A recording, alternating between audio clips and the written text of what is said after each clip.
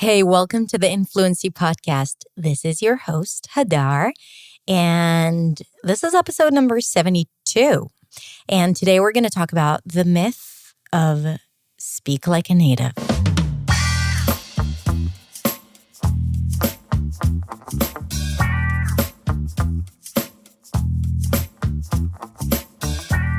Okay, so this is a controversial topic because what is going to be discussed in today's episode is something that kind of like changes conventions, and it has and will affect or upset some people.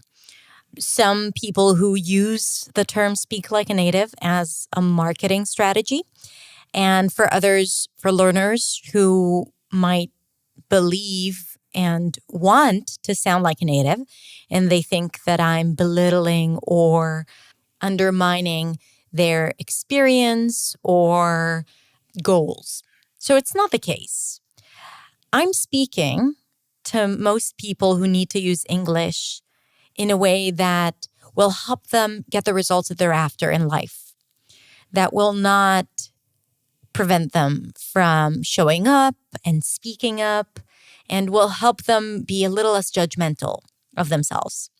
And I've seen it happen. I've been doing this for 12 years. So I've seen how this strive for perfection, assuming that native speaking is perfection or a standard accent, and that strive for perfection is not helpful, to say the least.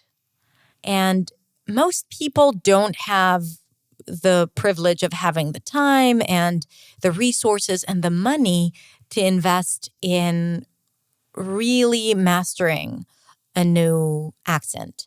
And it might make some people feel really frustrated right now hearing that, saying, what do you mean? I really want to change my accent. I'm not saying it's not possible. I'm just saying that we need to take a close look at why there is this need to sound like someone else. And it really taps into the human nature, right? Or the human story, where we always think that we are not enough and someone else is better than us. So we want to look and sound like them, right? It's more than English, and it's more than English fluency.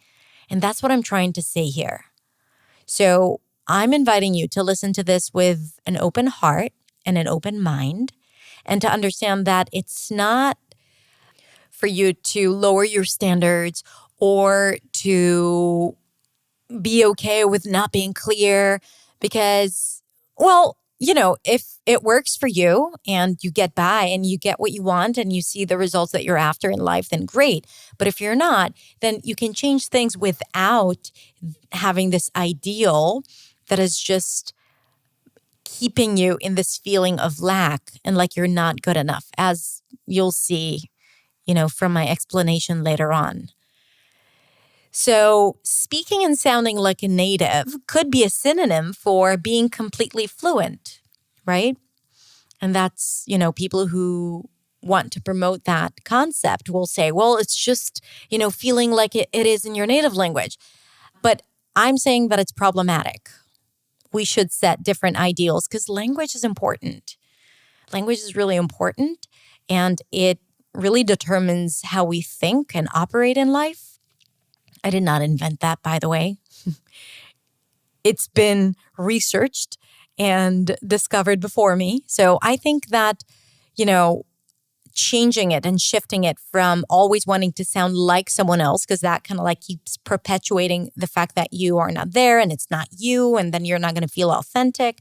So I'm saying that let's call fluency for what it is, which is speaking confidently, being expressive, and feeling like yourself in a language. You don't need to sound like anyone else. But as always, I'm starting to go into the topic before the episode starts. So I'm going to play the episode in a sec. But before that, I have a small request.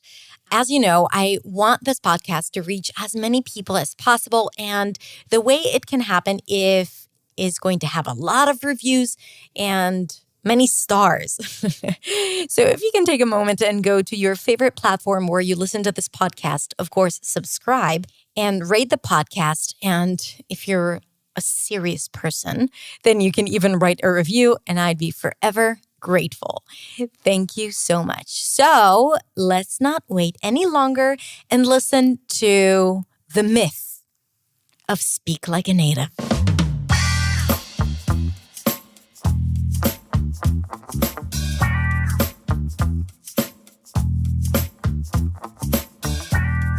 What are your goals in English? If one of your goals is to speak like a native or to pass as an American or to lose your foreign accent completely and you're still unhappy with where you're at in your English, then this video is for you. But before that, let me ask you one question. If you could choose between two things, what would it be? One, being completely fluent, having the freedom to say what you want without thinking about it or without having the anxiety around speaking up, being so expressive that people notice the nuances and your mood, to always have abundance of words to choose from, to not be afraid of speaking in public and to tell jokes in English, but still have a non-native accent, the kind of accent that when you start a conversation with someone, they immediately ask, "So where are you from?" Or, number two, to pass as an American or British speaker or Australian speaker, not to have any indication that you were not born in an English-speaking country, but still get stuck because you can't find the right words, feel insecure about speaking up because you're not sure how you're going to finish the sentence, and making grammar mistakes where you think to yourself, I should know better by now. I know that I'm not supposed to make that mistake. Why do I keep making those mistakes? And also feeling very limited in the way you express yourself. Again, but you sound 100% native. So let me know, which one do you choose? One, feeling completely like yourself in English, expressive, fluent, confident, clear, but still having a foreign accent. Or two, sounding 100% native, whatever dialect you like to choose, but not being fluent. Which one would you choose? So put your answers in the comments before we go into the discussion. So before you watch the entire video. And I'm going to come back to this question at the end of this video. But write your answer now so we can reflect on that at the end. Now, if you're new to my channel, then welcome. My name is Hadar Shemesh, and I've been a speech and fluency coach for the past 12 years. I'm a non-native speaker of English, and everything that I teach has to do with the things that I've learned myself, all the good, bad, and ugly. And my job is to help you sound clear, confident, and expressive in English, even if it's not your native language. If you want to connect and find out more about me, then follow me on Instagram at hadar.accentsway, or come on over to my website at hadarshemesh.com, where you'll find a bunch of resources that will help you reach your goals in English. Let's get back to the Speak Like a Native myth. First, let's agree on two things. One, of course, it would be ideal to speak in English and perform in English as you do in your native language. Check, okay? Agreed. Second, of course, it would be easier for you in life if English were not an obstacle. If you sounded totally American or British, okay, and you applied for a job, and you wouldn't face discrimination and bias that exists in our society. Of course, this would make your life easier. It is our reality that if two people would apply for the same job, having the same skills and the same experience, and one would have a foreign accent and the other wouldn't, it is more likely that the person with the native accent would get the job. Because people have biases around what it means if someone is a native speaker. Because research shows, unfortunately, that people with foreign accents might be perceived as less intelligent or less trustworthy. And I'm going to post links to all the researches in the description. So, yes, of course, sounding like a native may help you have an easier life. Also, looking white and being a man might help you get ahead in life because you have the privilege of being the person in power when you're a white dude. But it doesn't change who you are. And this is like a social, political, and moral question that we all need to ask ourselves if we want to see a change for the better in the English learning industry. So the question is, if you knew that putting this ideal and goal to speak like a native is solely the number one thing that is hindering your progress and is keeping you from feeling the freedom that you feel in your native language and the exponential growth in your fluency, if you knew that that is the thing that is holding you back, would you still keep it? In this video, I'm going to prove to you why it is holding you back and why it is problematic that our industry is pushing this idea as the end goal for our students. I'm sharing my opinion and my thoughts here from not only my own personal experience, but from having worked with thousands and thousands of students personally. I've been doing this for 12 years. I've been teaching like 40 hours a week for several years. I've seen it in action. I used to believe that a person needs to sound like a native. I used to because I was the one promoting it for myself. I'll tell you a funny story. When I studied linguistics at the university about like 8 years ago, and I sat there in my phonology class, and the professor said, it's impossible to sound like a true native if you weren't born into a certain language. And I was livid. I was just like, how dare you? And I started arguing with him and telling him that he is mistaken and it's possible. And I went on and on, like trying to prove my point, even though I knew inside of me that while I can pass as an American when speaking, it never feels to me in English as it is in Hebrew. Now, there are some things that I can do in English that I can't do in Hebrew. For example, having this conversation in Hebrew would be probably impossible for me because I think it in English. So yes, I've achieved some skills in English that I can only do in English, but that's a different story. It's not the same. And the reason why I'm sharing this with you, because I have, as I said, thousands of hours working with students, selling them this idea, working on the nuances, and I saw that it does not serve them. Let me give you another example. Let's say you want to get fit. You haven't worked out in 20 years. You want to lose a little bit of weight. You want to feel healthy. You want to be more energized during the day. And you're like, I want to be fit. I want to feel good inside my body. What would you set yourself as a goal? To run a triathlon in 6 months? Or to run 5 miles, lose a few pounds, and feel healthy, right? You know that if you want to run a triathlon or a marathon, a full marathon, you need to be committed to it. You need to invest a lot of time every single day. You need to change your diet. You need to plan your schedule around it. It's not impossible, but is it truly your goal? And if that's like what you want, great, go for it. But if you just want to lose a few pounds and feel good about who you are and your body, do you really have to become a triathlon athlete to tell yourself that you've succeeded? Or to run 10 miles a day would be enough and would make you feel great. Now, listen up and listen up closely because I'm getting to my main point and I want you to pay attention here.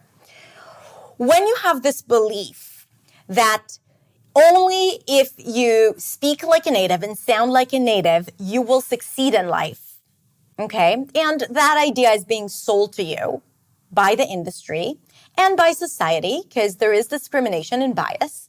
So when you have this internal belief that you will not be able to succeed and get the job that you want or be liked by people or be able to speak in public and all of that, unless you sound and speak like a native. And also when you assume that fluency and expression and speaking up your thoughts and your mind equals to speaking like a native and sounding like a native. And you know what it feels like because you have it in your native language. So you're thinking like, I'll only achieve fluency and succeed in English if I feel in English like I feel in my native language. So you have that belief as well, two beliefs, okay? And at the same time, you are somewhere here, right? Like you get stuck, you don't sound like a native, people ask you where you're from, all of these questions, right? Like all of that experience, you make mistakes. So you are here. And that's your goal. That is your ideal. That is your definition of success. What happens in this constant situation that you're in is that it taps into the two biggest fears that human beings are facing. One is the fear of inadequacy, and the other one is the fear of abandonment. The fear of inadequacy is the fear of not being good enough. That you are never enough for what people expect of you or what you expect of yourself. And that feeling is draining. And people are so afraid of it that they end up not speaking or not doing the things that they want to do and not going after their dreams because they think they are unworthy and not enough. Okay? And it happens in every area in life, not just English. It just manifests itself into English as well. So that is the first fear. The second fear is the fear of rejection, okay? The fear of abandonment. People are not going to want to be around me. People are not going to like me, all right? They're going to not be interested. I'm not going to get that job. So going back to those two beliefs, the belief that you will never be able to succeed unless you speak and sound like a native, right? That taps into the fear of rejection because you feel like, okay, you know, I'm not going to be able to succeed. People are not going to want me unless I sound like them. And the second belief that success and fluency in English is only when I speak like a native, meaning only when I feel like I can communicate in English the way I communicate in my native language. And that taps into the fear of not being good enough. So having these two as your goals are not serving you because they constantly make you feel like you're not good enough and that you will be rejected unless you sound like someone else, not like you. Change in English happens not just externally, but also internally. So the language we use and the stories we tell ourselves are imperative. They are crucial in determining our success and freedom and fluency. Because at the end of the day, going back to the first question I asked you, what is more important to you, image or freedom? Does it matter that you're rich if inside of you, you are unhappy and miserable and you hate everyone around you? Does it help if you can take amazing Instagram photos that make your life look amazing and you look all beautiful, but inside you are unhappy and unsatisfied and you're frustrated with your life, right? What is more important? Now, do not get me wrong. I think pronunciation is important. I think that understanding what clear English is and identifying the things that are preventing you from having that clarity, even though it's not 100% accurate. So that obsession about really getting it right. So like you get it down to the smallest nuances, right? I don't think that is serving because if ultimately sounding clear is what matters, then you can do a lot less and achieve excellent results. So I do focus on pronunciation, but not to achieve a certain form, but to use it as a tool to achieve fluency, freedom, and full expression in a language that is not your native language. That's how I believe you should use it as well. Now, last thing before I wrap up. The concept of speak like a native is mainly promoted to you by native speakers. And while it might be extremely motivating for some, for most people who need to use English to survive, to get by, to be able to change their circumstances. But at the same time, they have to invest time and energy into their careers, their families, maybe they're immigrants, they have like all these things to take care of. They don't have the luxury and privilege to learn a language and like master all those small nuances. And if that idea is sold to them saying like, if you're able to do that, then English would not be a problem, instead of like simplifying it and saying, these are not your goals. Your goals are to feel like yourself. The goals are to be as expressive as possible. And here's what you need to do. You can only do 20% of what you're already doing. So that would make life easier for most people who need English to be able to get what they want. And because I'm a non-native speaker, I'm very sensitive to that because I've experienced discrimination and bias in this industry and as a YouTuber. And for many years, I've allowed it to affect me until I realized that something is wrong with the industry, not with me. Let me give you a couple of analogies that will help you think about the slogan of speak like a native a little differently. So let's imagine that you come across this beautiful ad of a makeup company for one of their products, a foundation, and there is like a beautiful picture of a white woman, and there it says, you too can succeed in life if you use our foundation that is going to help you look more white. How does that make you feel? Or a costume company that offers their services for women in a recruiting process, telling them that, hey, we can make you look like a man and we'll teach you how to sound like a man. So during those interviews, people will think that you are a guy and then you'll get a higher salary or you'll get the position because they'll think you're a man. Okay? And then you can tell them that you're a woman after you will have gotten all the things. But we will help you because, we understand that there is this bias, so we're going to play into that. I mean, technically, yes, men and white people have an easier time succeeding and getting the things because of systemic racism. But at the same time, you wouldn't expect companies to promote that and to tell people that they shouldn't feel comfortable with how they sound. So going back to the first question, because I want to debunk that notion that sounding like a native means absolute fluency and freedom. Because I can guess, I haven't seen it while making this video, but I have a strong hunch that most of the comments will say 1, which means to be fluent, expressive, funny, authentic, even though you have an accent.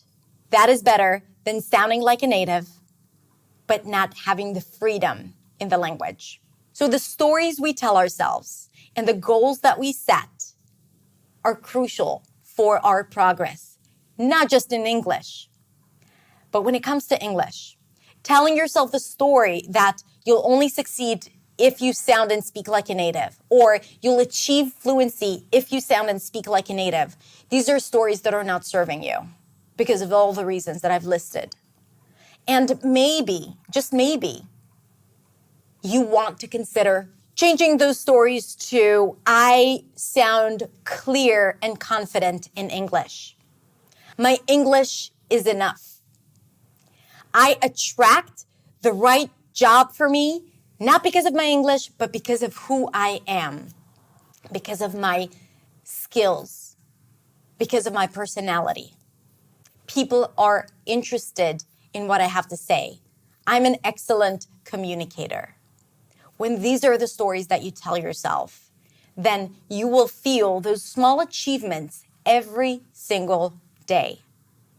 So yes, pronunciation is important, but it's not just the external work. Okay, that's it.